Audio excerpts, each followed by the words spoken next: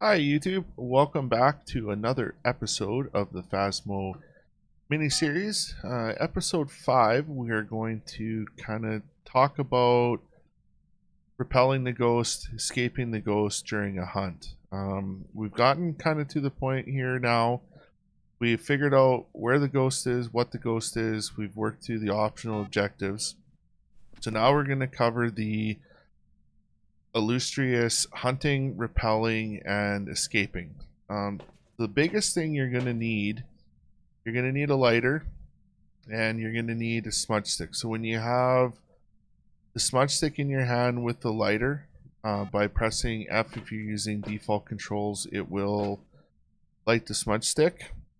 If you press G, it will drop the smudge stick. I've haven't done it too many times. I have done it a couple times where your fingers accidentally press G and you throw the unlit smudge stick instead of F. If you kind of notice that this is a problem as you're moving on, as you're going through the game, you can unkey G to something else just so that you don't get the two of them mixed up. But yeah, we'll kind of go through how I smudge the ghost, where I stand, kind of things that I do. So the biggest thing is you want to, in whichever map you are, you want to go, we're going to shut this off. You want to go through and find possible hiding spots that are open for you. So in the garage, we have a locker that's open, but considering this is the ghost room, we probably don't want to hide in here. Another place you can hide here in Tanglewood is here. This is a fairly safe spot. You can check the basement. Sometimes there is a hiding spot in the basement. In this back corner. It's not here this time, but there'll be wood and stuff that kind of sticks out and can hide there. I was able to find a hiding spot in the hallway. So that's going to be where we're hiding. So because this is going to be our hiding spot, I'm going to be standing kind of more in this area just so that we can see if the ghost comes towards us. It also gives the ghost a chance to get line of sight. A lot of times, if we're standing here and say the ghost doesn't see us, usually when you hear the heartbeats, you know that you're the ghost target. So once the ghost turns the corner and starts coming towards us, that's more or less our notification that we're the ghost target. So when you smudge the ghost, what you want to do, you want to kind of smudge through the ghost. You can light the smudge stick and throw it at it, which I find is mostly effective. It's not 100% effective for me. So what I usually do is I smudge through the ghost. So because this is going to be our hiding spot, I'll be standing here. Once the ghost is about in between these two walls, when it comes from the one hallway to the second, just before it does that, I'll light the smudge stick and then I'll walk. So the ghost will be coming towards me. I'll light it and walk towards the ghost, and we should kind of meet in and about this area. Once the ghost has been smudged, it goes blind for about 5 to 6 seconds. So even though you come and dart into this closet, the ghost isn't going to be able to see you because he's blind. So it gives you that little bit of time. Like you said, you have about 5 or 6 seconds to escape.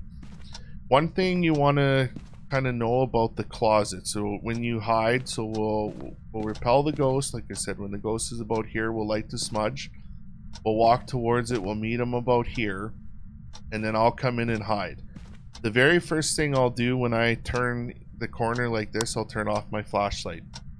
If you leave your flashlight on, the ghost will find you and the ghost will kill you. Another thing you're going to want to do is left click on the door and then pull it closed. So you want to kind of pull the door closed.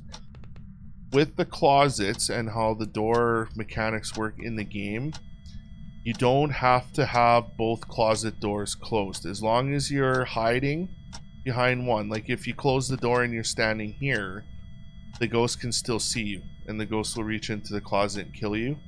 As long as you come around the corner, you've now broke line of sight to the hallway, so the ghost can't see you in here. It doesn't mean that the ghost won't move this door. It doesn't mean that the ghost won't try to possibly open your door. If that happens and he opens it, just quickly reach out and close it.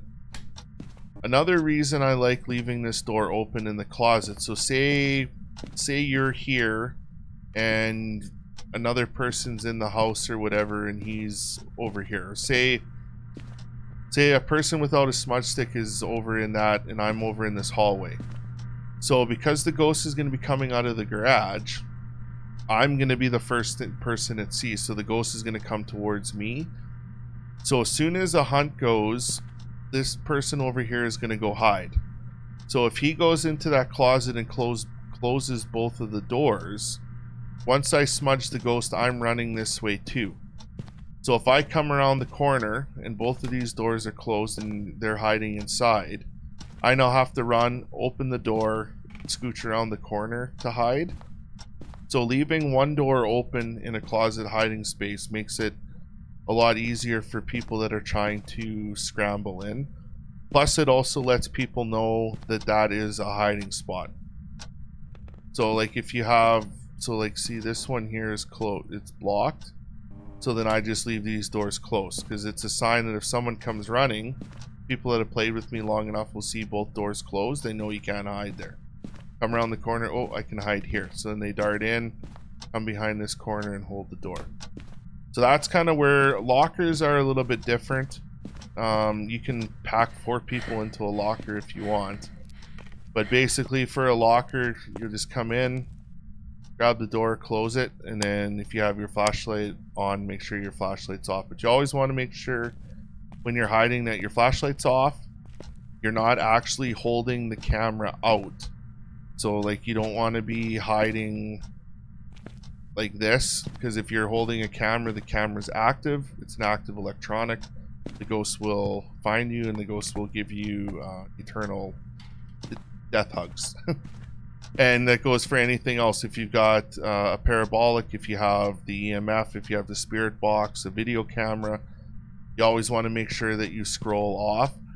If for some reason you find yourself actually holding the flashlight, pressing T won't shut it off. You'll have to actually right click your flashlight to shut it off.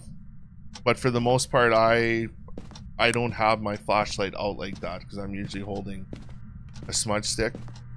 So for here, there is a chance that you could escape the ghost. So for instance, say if the ghost room was in this bedroom. So say if this blue bedroom was the ghost room, you could stand here. So in order to hide or to get the ghost to lose you, you want to break line of sight.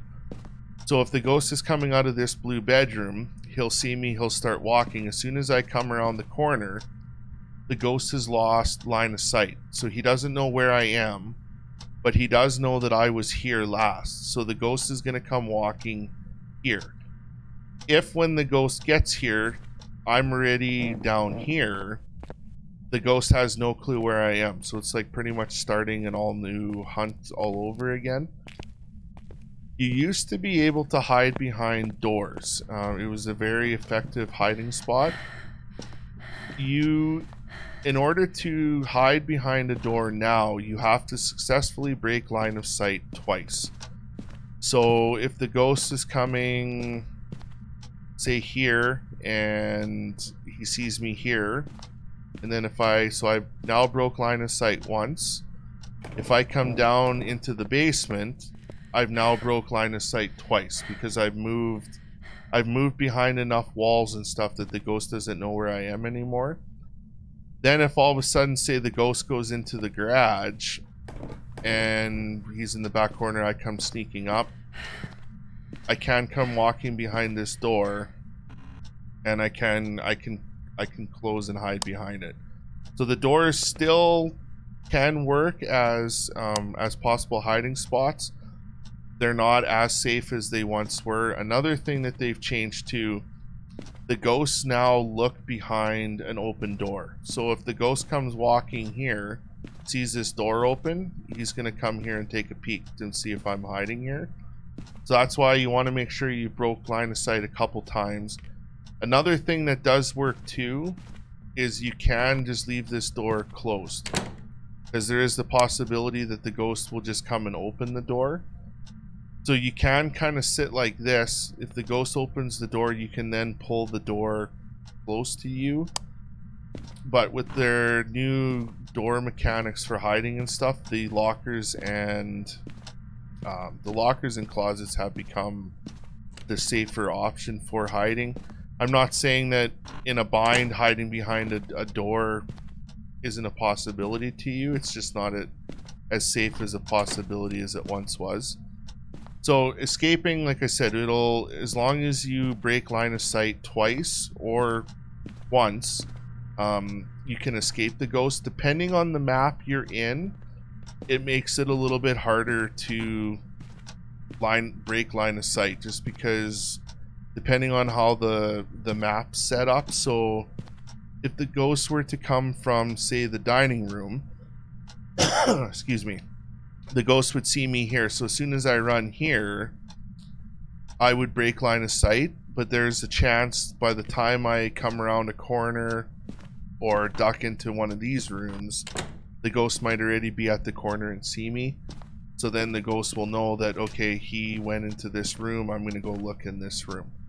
The bigger maps are easier, some of them, to break line of sight. I know Edgefield and Ridgeview, if you use the hallway, depending on where the ghost room is, you can use the main floor hallways to have the ghost see you, and then you can quickly dash upstairs and hide in a closet to break line of sight to escape it. Smaller maps aren't as easy just because there isn't a lot of place to move around, but there is a possibility to escape it without actually having to use a smudge stick. Another option to you is looping. The Deogen, the Thay, and the Hantu, if power's on, are actually slow enough that you can walk them around. So basically looping is just you're taking the ghost for a walk. So if you want to use things like a dining room table, you want to use things like a kitchen counter, a normal ghost, or like a revenant, a Jinn with the power on, a Mirai, fast ghosts, looping it is impossible because they just move faster than you. So like if the ghost is over here, all you want to do is just basically just keep walking, and then the ghost will try to follow you, but you want to keep an eye on the ghost because there is a chance that the ghost will turn back from you. So if you're standing here, the ghost will constantly have line of sight on you, so you can kind of just cart the ghost around the counter. Same with the van. If you're just walking around the van, the ghost has constant eyes on you, so the ghost will just kind of follow you. If you're ducking down, there's a chance that it'll break line of sight. So if the ghost comes walking to you here, and then you come running this way, you've now broke line of sight. So there is a chance that the ghost will turn and come this way, and then you'll come around the counter and walk right into it. So looping is challenging. The fast ghosts, it's hard. Like you want to kind of loop it as a way just to buy you some time to run somewhere else. So like if the ghost were to come out here and I'm kind of hiding over in this area, as soon as the ghost will come out, he'll try to come around the counter. So I could quickly try to run this way to get to a hiding spot.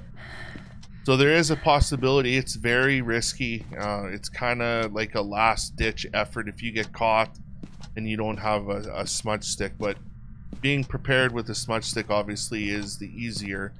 Or like I said, if you have a Deogen, you can't hide, you have to loop it. So then places like this, like counters, the dining room table, the vehicle in the garage are good spots to loop the ghost. But you just kind of want to, I don't trust turning my back to them, so I always constantly keep an eye on them. But you just kind of You just kind of want to loop them around, watchful of where you're going so that you don't run into anything. Because if you got your back turned and you come walking and you're walking, all of a sudden, oh, you get stuck. Well, that's a second or two the ghost has gotten that much closer to you. So, but if at some point I've had a really hard time getting a Deogen, but if at some point I do get a Deogen, I'll post an update with how I loop the Deogen. But we're gonna wait for this shade to hunt. I'm gonna see what my sanity is at. Shades are the worst because they won't hunt till possible 25% sanity. So we're gonna turn the lights off in the house. One thing you can do too is, say if you need a ghost photo and you haven't got a ghost photo yet, you can use the hunt time to get a ghost photo. The only thing with that though, you are gonna have to drop your flashlight because you're only allowed to carry 2 things at once.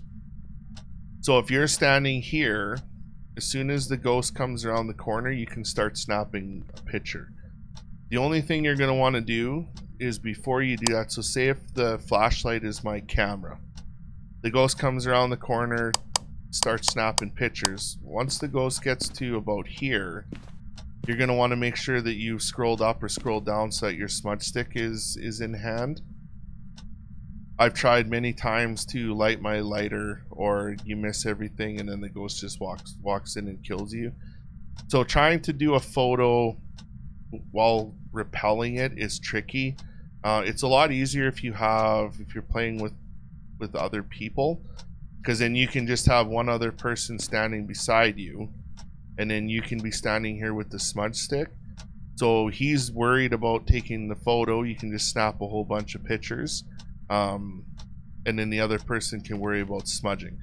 Also too, say if you have the capture a photo of the ghost objective, sometimes people aren't going to want to waste the actual photos on the photo of a ghost, because during a hunt it's not guaranteed, because the ghost kind of blips in and out, so you have to time your photo really careful. Now that they've changed the cameras to no delay, it's a lot easier because you can just kind of paparazzi the ghost as it's walking towards you, and there's a chance that you're probably going to get it. So what a lot of people do, and what I do, is even if I have to capture a photo of the ghost, if the ghost does not show itself while I'm collecting evidence, I will fill the book. I'll fill the book right up, and then I'll try to get the objective while the ghost is hunting. Just this way, if you don't get it, you don't waste a photo. You're still gonna get 10 good photos in the book.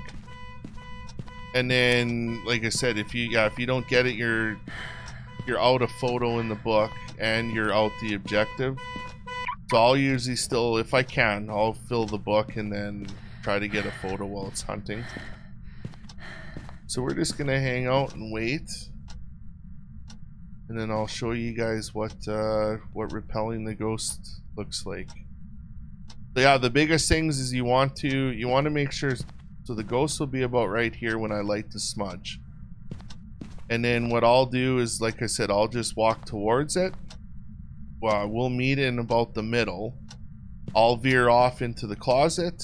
First thing I'll do is turn off my flashlight, and then I'll just hold the door, and then I'll just wait for the hunt to be over. But it's very important, like I said, that you make sure that your flashlight's off, that your electronics are off. And like I said, I find people may have other ways of smudging that are easier. I've seen people light the smudge stick and throw it. I've tried that a few times and I've missed. I've looked the wrong way, or I've turned the wrong way, and I've thrown the smudge stick in the opposite direction, and it didn't work for me. Some people prefer smudging, so it's all kind of what works best for you. But I find for starting off, smudging this way is the easiest way, because the ghost is walking right towards you. You light the smudge stick, walk right towards the ghost, and you meet right here. So you're 100% guaranteed that you've smudged that ghost, and then you just quickly duck off into your hiding spot. And so see, that would have been a good photo opportunity if we would have had a camera. So that was a ghost. That would classify as a ghost event. Yeah, this ghost is getting real active now.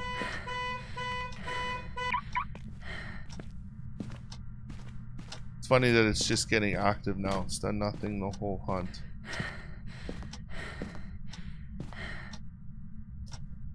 But yeah, like I said, the most important is you got to electronics off and flashlight off. And then one...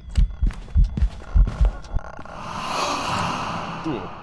So see, in that ghost event, right there, it's kind of hard, the newer ways, to tell if it's a ghost event or a hunt. So I heard the front door close, but I didn't hear the front door deadbolt. When you have a ghost event, there's a possibility that it will close the front door. What you're listening for is the deadbolt. Once that door closes and you hear the deadbolt click, then you're for sure an actual hunt. Also too, when the ghost is hunting, you can't turn off or on lights. So if you're, say if I'm standing here and I'm like, I don't know if the ghost is hunting or not, try to click the light switch. If it won't allow you to click the light switch, then you know that the ghost is still hunting. We're getting close, I think. So the shades are the lowest. They hunted 25%.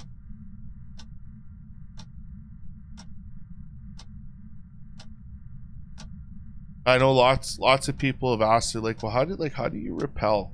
What's the easiest way to repel? And like I said, there's many different ways that you can repel the ghost. I find this way works the easiest for me, and when showing new people how to do it, I found that this has been the easiest way to get them comfortable with doing it. One thing, if you have the optional objective to repel the ghost, as soon as I repel the ghost, it'll check it off the board. The only one that matters, so I could repel the ghost and then stand right here, the ghost could kill me, I'll still get the objective.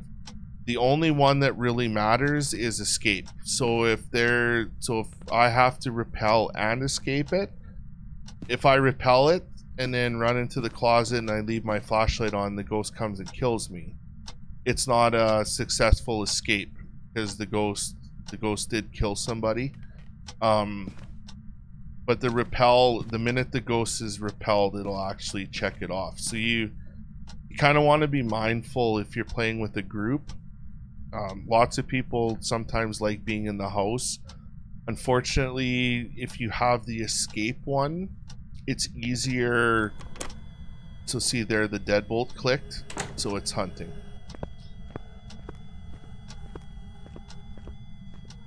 You'll see the ghosts start coming towards us. There she comes. We'll light it, walk towards her, head to the closet, flashlight off. We'll hold the door. And the hunt's over. So we'll turn our flashlight on. You can check in your book. We didn't have the objective, but you'd have it checked off. And then from there you can just open the front door. So that was the difference. So the one ghost event, close the door, you didn't hear the deadbolt. The second one, you could actually hear the deadbolt click. Yeah, so that's kind of how you tell. In a ghost event too, they'll pretty much spawn instantly. You'll see the ghost appear, you'll hear the footsteps. Sometimes the ghost can be translucent in a ghost event. In an actual hunt, you'll kind of start hearing the ghost. Like you'll hear the sounds, then the ghost will pop up and then it'll start walking. But in that time, if you're close enough to the door, you'll actually hear the door deadbolt. But yeah, so that's pretty much repel and escape. Like I said, the ghost walking towards me, I found has been the most successful for me. Depending on the map size, depending on where you are, you can escape the ghost without smudging it.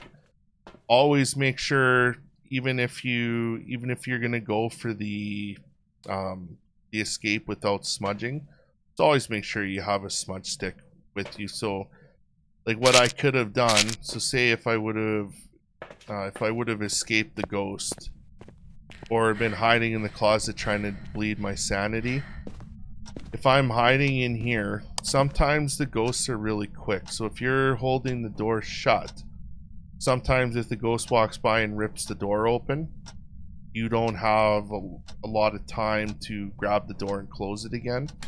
There is a chance that the ghost could actually turn around and see you. So what I do, even if I'm hiding to get my sanity down, to try to get the crucifix objective, I'll have a smudge stick with me. If for some reason the ghost opens this door, I just instantly light the smudge stick, because then I basically just repelled the ghost or smudged the ghost from in the hallway. But those are little things. Some people do, some people don't. It's all kind of personal preference, but hopefully watching that kind of shows you guys a little bit more. So yeah, I always, like I said, I wait for the ghost to come towards me. I'll light the smudge and walk towards it. We'll kind of meet up. Then once we meet up, then I'll take off to go hide. And then once you hide, make sure your electronics are off, make sure your flashlight's off, and then make sure you're holding the door. And then you just kind of hang out and wait for the hunt to end. So hopefully this helps you with repelling, escaping, and looping. If you have any questions, please feel free to drop a comment below. If you like, hit a like. If you dislike, hit a dislike. And hopefully we'll see you around for episode 6. Thanks for watching. Bye for now.